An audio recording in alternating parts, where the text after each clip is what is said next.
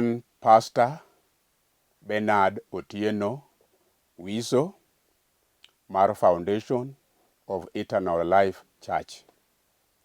An wuod Kochia Makamenya, an wuod John Wiso Ore.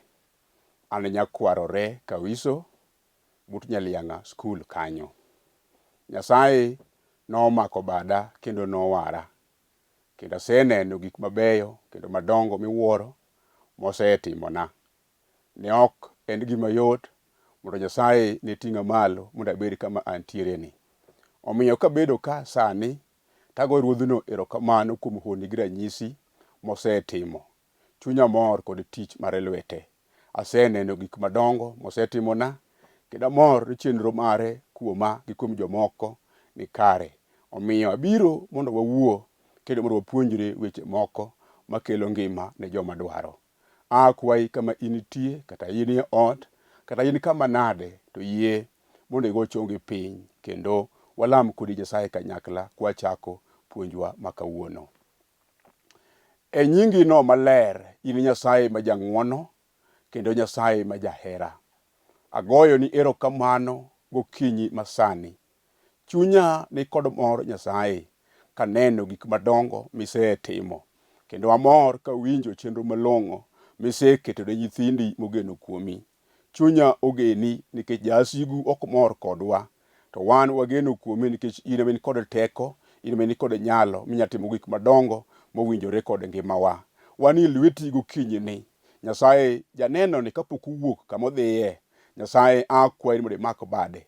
Bende wach tek machalo nade nyime mosetemo to pok otimore. In iwuon nyalo chung' kode mitimne, kendo nyalo muomo miketne yo kama yo onge. Imak bad mama ni ma chunye chandore, kendo kata wadwa mosetemo to tame ni. Kapok chunye oa chutho, Nyasaye mak bade sa maber mondo nyingi opaki. Aluoro nyingi ok ni kuod wiwa. Isetimo gik madongo, miyo chunya ogeni yaye Nyasaye. Bende kaparo owadwa misemako bade kuom kinde marabora, to chunya duogo iri yaye Nyasaye nikech in miromo. Kata mana mama ni bende chunya omiyo duogo iri nikech iseromone e ngimani duto. Ng'wononi mondo ume abe timna ka ng'wono mare nitie. Mak badwa yore waduto Nyasaye par molieti. Gwedh nyithindi kiye.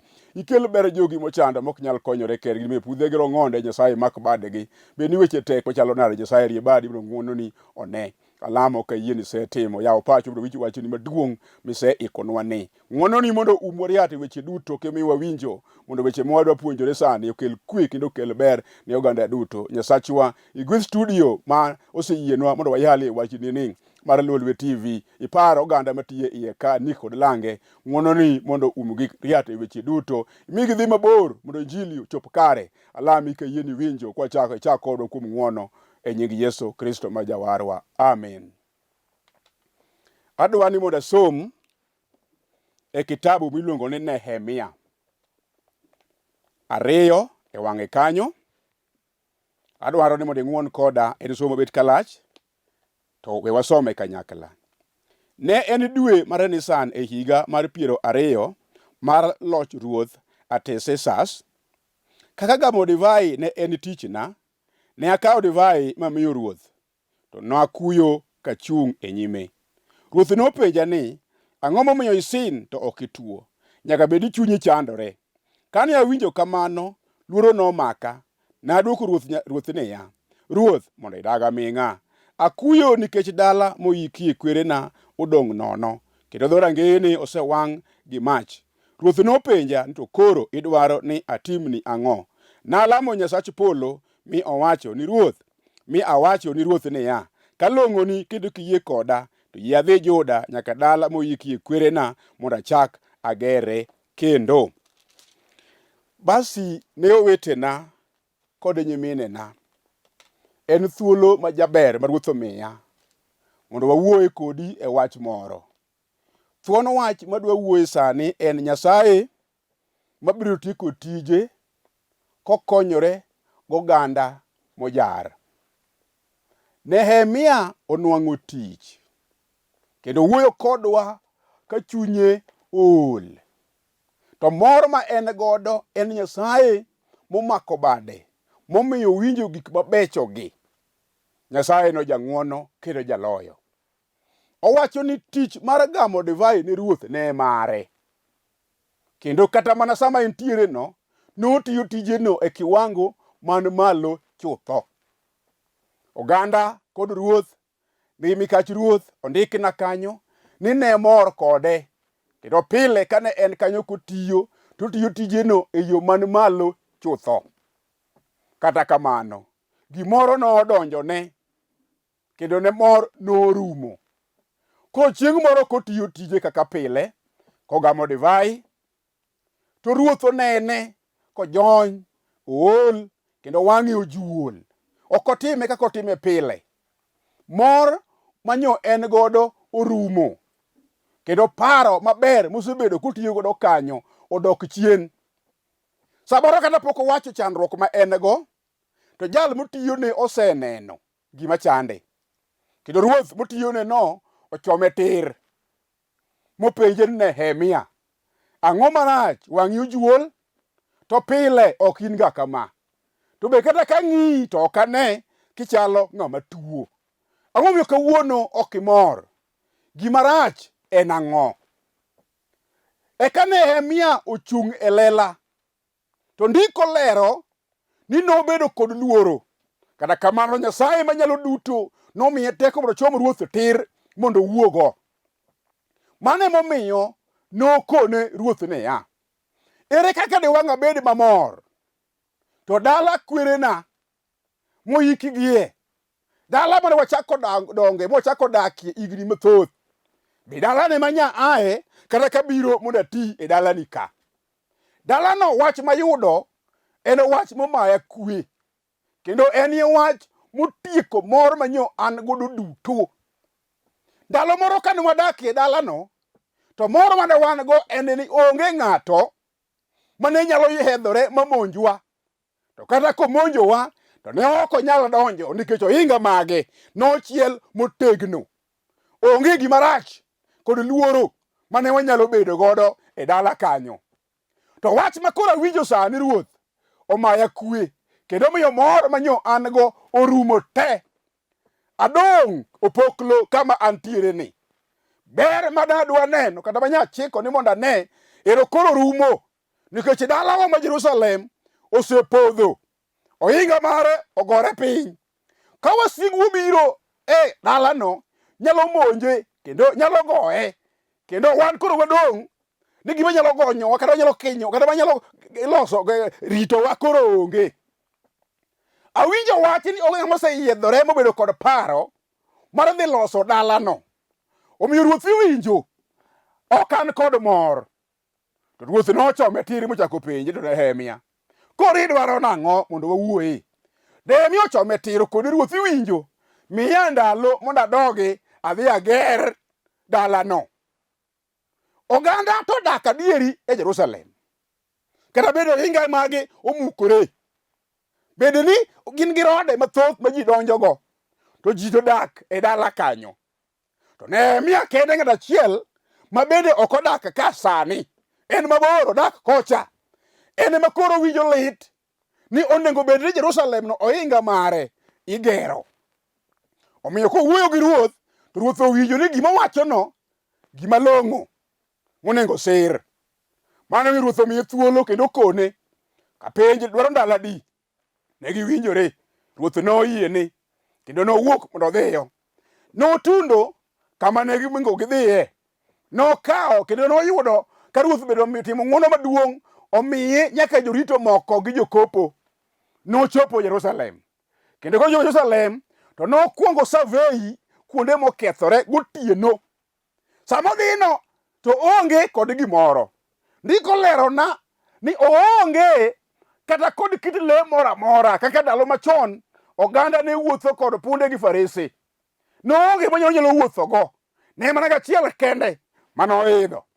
Omiyo kotundo Jerusalem, to chako ng'iyo ohingano kaka chal. Koro oluoro, to luoro moluoro moneno kuonde maricho te. Dhorangeye osemukore, ohinga gore piny, onge kama ber. Eka nokawo jowetene mamoko moyudo e dala kanyo, okwongo konegi gima lich gima duong' mogombo ni mondo gitim. Jogo noyie kodgi nikech Nyasaye ne ni kode. E sama nowuotho e dala moneno kaka gidwa chako, Nolamo Nyasaye kod Ruoth. Kata onge plan maber, to inie plan. Kata onge teko maber, to inie teko. Kata onge kod mwandu, to inie mwandu. Kata onge kod rieko, to inie rieko. Ok jagedo molony, to inie jagedo molony. Ibiro timone gik moko duto mondo Jerusalem ochako nere kaka dala. Nyasaye nobedo kode, Nyasaye nomako bade. Ne gichako tich sama owinjore. Kendo seche mane gitiyo, jomoko nobiro kanyo. We asoma nena kendo Nehemia no 4 kanyo.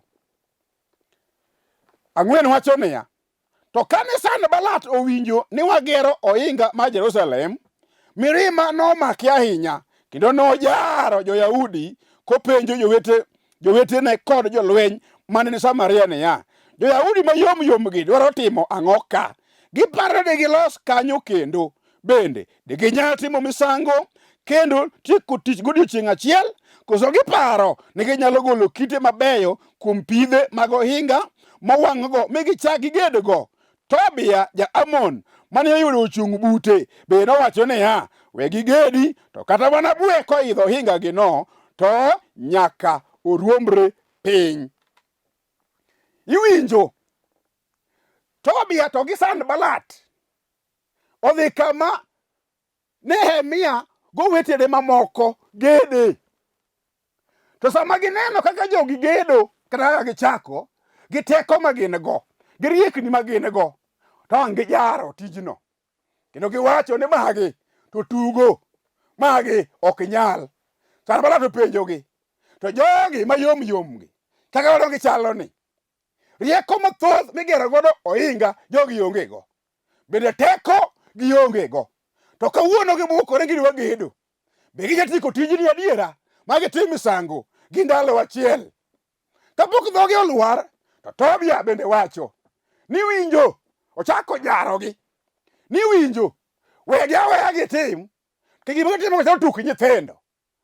Onge gima gitimo kanyo, to kata ka gitieko gere, to kata mana bwe koyiengore e gima gigero no, to biro mana goye piny. Mano wach mane Nehemia gi lange owinjo, chuny ajara, chuny seyo, kendo weche matek Nehemia owinjo. Tawuoro chuny mane Nehemia nigo. Kano owinjo mano, to duogo ir Nyasaye. Okone Ruoth ne riekona ok agedigo, tekona bende ok agedigo, mwanduna bende ok agedigo. In emitelo, in emigero gini. Kata obedo machung' ni nenowa ni wan ema wagedo, to riekoni ema gedo. Kata ginenowa ni tekowa ema wagedo godo, to gima wang'eyo ni tekoni ema gedo, kendo ng'wononi ema oritowa ka. Iwinjo? Kawuono wach mabiro godo sani, aseneno ka ji osejari ni iyom, kendo ok inyal gimoro, kendo gimitimono ichalo ng'ama tugo, kendo kata kaka ichake no, ichake e yo marach, onge gima biro keloni. Sama nichako kidhi sikul, ka gineno kidonjo e form 1, to pesa bende onge. Ne gijaro ka giwacho niya, ni gimitimono ok nyalre, kech kata mana gude anyuola u kanyo. Ng'ama donjo sekondari motieko bende ne onge. To bende kata ka itere koro idonjo, skul fee ne gipenjo, tibiro yudo kanye? Ok nitieki. Mane gima Tobia nowacho negi. To kata ka ni nyombo, ne gidhi historia kamondikie weche mag jodalau mane gindiko, ka giwacho ni ok nyalre. Ne gichwalo lwetgi piny, kendo ne gidagi ni onge gima ber manotimre kanyo. Omiyo ka ni nyombo to giwacho niya, tineno nade? In ibiro nyomo bede gi dhako e dala ka, to onge ng'at mosebedo go. Gimichakono biro mana kethore, biro lwar, dhakono biro dhi, ibiro dong' misumba, mana kaka jodala mamoko bende notho ka wasumbini. Koro gimitimono gima nono. Kata nichako mana biashara, ne ging'iyo biashara mitimo mar omena, biashara mitimo mar wang'o rechno, biashara miyawo mar yawo sikulno, biashara miyawo mar duka, biashara miyawo mar goyo ngwareno. Ne giwacho niya, onge ok ibi nyalo, itimo gima nono, ma kata bwe moyiengore to biro lwar mana piny ka yie manono. Gineno ni dalau kanyo onge ng'ama nosegere ot. Omiyo neno foundation manyi kunyo no. Lumo jakotie. Gigoye siboyo giwacho niya, onge ot manoger kanyo. Itimo nade? Kata igero ot nade? To kata wuoru ne ok ogero. To kata kigero to giwacho niya, ni kata mana bwe koyiengore odeno, to biro mana goye piny, obiro lwar piny pangla. Iwinjo? Ne giwacho ni Nehemia wachno. Nehemia luoro paro manobedo go. Nowacho ni winjo, Nyasaye, aonge rieko, aonge nyalo, aonge teko, loch bende aonge go. Taywago Jerusalem, ohinga oselwar magore piny. To nyalo ni e lweti Nyasaye, mak badwa mondo watiek tich. Kawuono jumbe makelo ni, ineno gima nye chako no. Kata ionge teko, kata ionge nyalo, kata ionge mwandu mitimego, kata ionge rieko. Jehova nigi nyalo, Jehova nigi rieko, Jehova nigi teko, Jehova nigi mwandu. Kaka ni chako no, ni chake yo marach. Kata kamano, ni onge plan. Nyasach polo, ni kod plan. Nyasaye majanyalo, ni kod teko. Nyasaye majanyalo, ni kod rieko. Ibiro chopo kare, nikech ang'o? Iseyie mondo mak badi. Iwinjo? Kata tuo manyogo ino. Joma nyone ni kubiro osiptal. Wacho niya, mae tuo manyonegi onego dau. Kendo waneno ka en tuo achiel, ochal gi mar manyonego wadu maduong'. Kata wayu bende, ene manyonego. Koro kata komaki, ni wabiro neni ni wahoi. Wahoi ahoya gima wang'eyo. Ni ma gima biro tieki, kendo biro negi. Sama gin kodi, gigo kodi mbaka. Giwuoni ka ginyiero. Giwacho ni oyo gijiwi. Ka giwuok bath ot to giwacho niya, yawa kata kwa wuoyo kode, to waneno ka kuma dhi chope, en mana bur, obiro tho. Yesu ja Nazareth, omuga man kod teko, Yesu man kod loch, en to kowacho no rie bade, to gima tame timo pok oyudi. Kata Biblia Tobia no, mawacho ni kes mineno makino, ito wang'ni itue. Kata giyango ni mana wach. Giwacho ni in emileme Illuminati. Kendo gik mosetimore e dala ka. In emikelo jin madongo. Ja Nazareth ma jang'ad bura kare. Omuga malocho goganda. Mosejar mocha. Manochako ngima ka ok nyal. Ne gikwecho giwuotho duge. Samoro ne gin kiye. Nowegi kanyo ka nyalo onge. Ne gidong' ka gima ginyalo timo onge. Iwinjo jamera? Adwa ni mondo awachi ni niya, kata ni chako piny, Nyasaye ma janyalo, Nyasaye machung' kod ji, manochung' kod Nehemia, Nyasaye ma jatimo, manomiyo rieko, mang'ongo donjo ne tim, mar Nehemia manyotiyo, momiyo ang' ohinga oger. Nyasaye no pod ngima. Nyasaye no pod neno. Nyasaye no pod chango. Nyasaye no ene wuon Sovea. Ene mason maduong'. Ene jagedo. Ene janyalo. Ene jaloyo. Wi Sanbalat nokuot ka gineno ka Nehemia otieko tich. Wi Tobia nokuot ka gineno ka gima nowacho ni kata bwe biro go piny, ne ok ogoyo piny. Wasigugo wigi biro kuot ka gineno kikalo penji dhi mbele. Wi wasigugo biro kuot ka gineno ka ot manyo gijaro oger morumo ma ji odakie. Wi jogo biro kuot ka gineno ka plan manyo onge, Ruoth okelo. Wi jogo biro kuot ka gineno ka tuo mayando maki, ma daktari nyowacho ni ok nyalre, Yesu onyalo. Iwinjo? Bed kod paro manyo Nehemia obedo godo. Bed kod geno mang'ongo manyo Ruoth Artaxerxes obedo godo kuom Nehemia. Openjre dwaro ndalo adi. Nyasachwa manyalo duto bende biro penjo. Iwinjo? Nyasaye no ni kod loch, Nyasaye no ngima, Nyasaye no timo, Nyasaye no gwedho, oting'o malo, kata nyogi wuoyo, ka giwacho weche madongo, ka gineno gik matimore dalau, in kendi, in ma Ruoth osewuoyo kodi, bende in mineno ka samoro chunyi ni ok inyal, kaka chuny Nehemia nobedo gi chuny lit koneno gik matimore.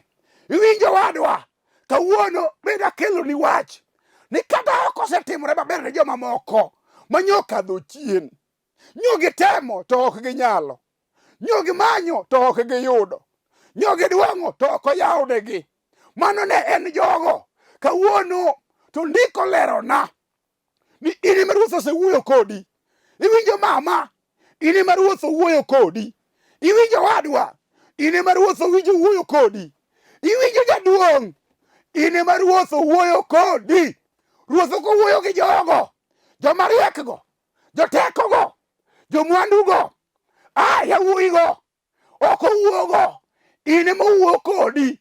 E dala mine nitedeno mama, in ma Ruoth owuoye kodi. Iwinjo wadwa, dala mosekethore, mowuore, moinga mare oselwar, mise manoketi oserumo te, onge gima ber makoro iyude. Awacho ni karamo, in ma Ruoth owuoyo kodi. Dog dala. Iwinjo, kata niseramo, misekwer, ni ok idog dala. Nikech ang'o? Iseluorogi.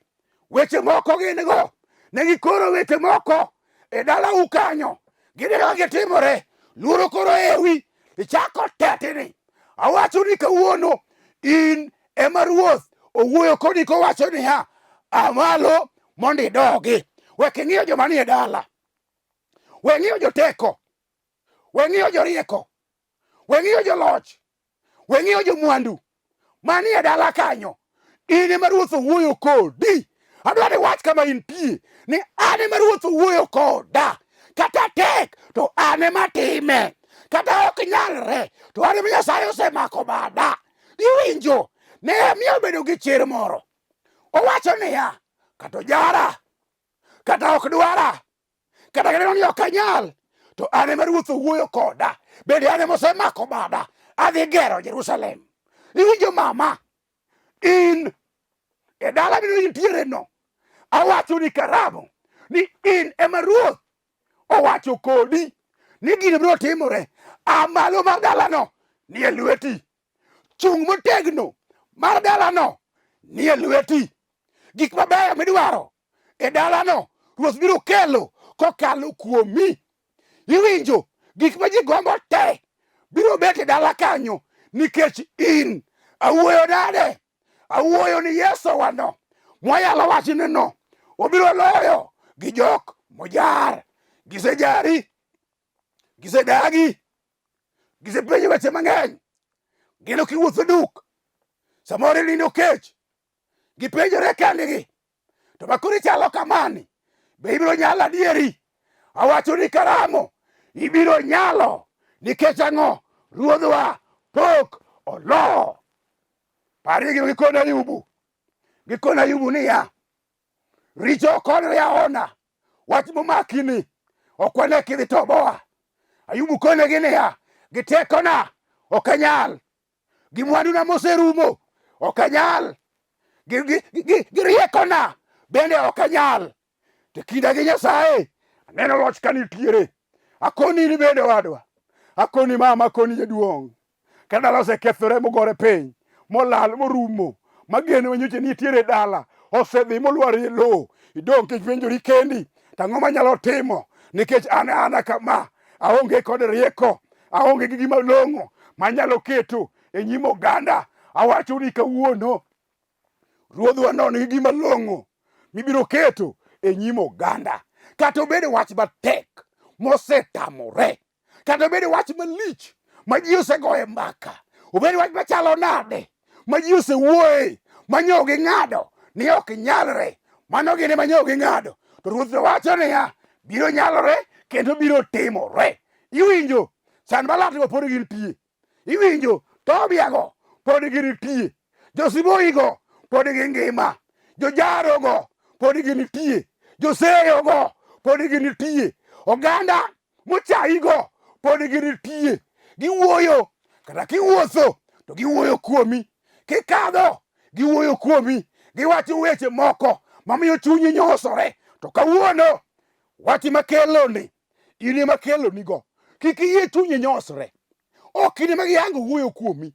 Ne giwuoyo kuom ji, ne giwuoyo kuom oganda mang'eny, ji mathoth ne giwuoyo kuomgi. Ne giwacho ni kata ochako mana tich ok nonyalre, tawacho ni niya, biro nyalore nikech Nyasachwa ni kod teko. Kawuono wach makeloni ni kiyie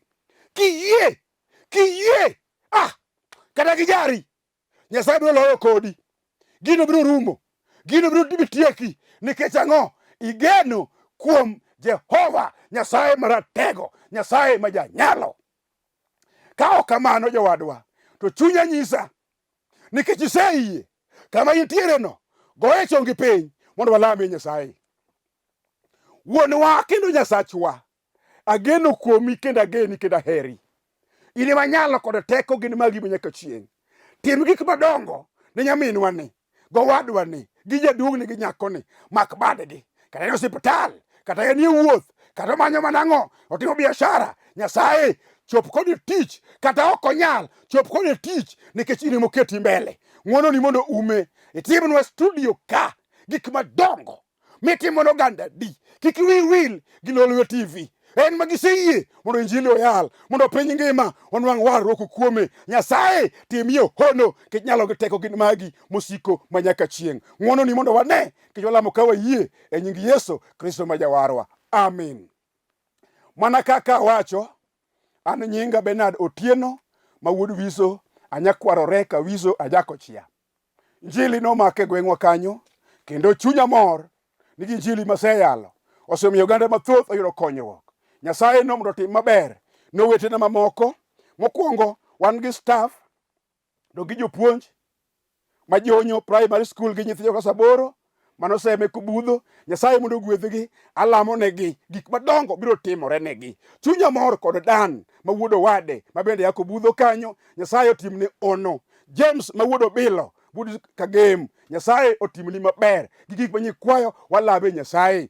Iwinjo Joshua ma wuod Dondi, Nyasaye mondo ting'i malo. Ng'wono mar Nyasachwa ni mondo nyaka Tom ma wuod Dondi kuom gik madongo mosetimo. Injili ni dwaro oganda manyalo chung' kode sani. Oganda mosechung' gi injili, Nyasaye mondo gwedhgi ahinya. An alemo e kanisa mar Foundation of Eternal Life Church. Ayale kanisa ma Dandora. Ka intiere Joivila, wuothi kabro no nyaka ichop skul moro ne Samlis Education Center. Wanie bathe kanyo. Ibiro yudwa kwalamo Nyasaye. Ruoth nogwedhi, wan kanyo gowadwa. Barnabas Ouma wuod Otieno, wan kod Oyule, wan kod Awuonda, bi walamo Nyasaye. Bende kanyo nitiere osiepna mageno ma bisop marwa, Julius Otieno ma wuod Dondi. Nyasaye mondo gwedhe, otimne gik madongo. Ng'wono ni mondo umwariat e weche duto. Bi walam Nyasaye, kata wach matek machalo nade, Nyasaye biro timo. Nyasaye osetimo. Kata ok inyalo osejari ni ok inyal, ibiro nyalo, nikech teko Nyasaye no pod nitie. Nying Yesu otimreni. Amen. Erokamano. Achiwo ne Yesu du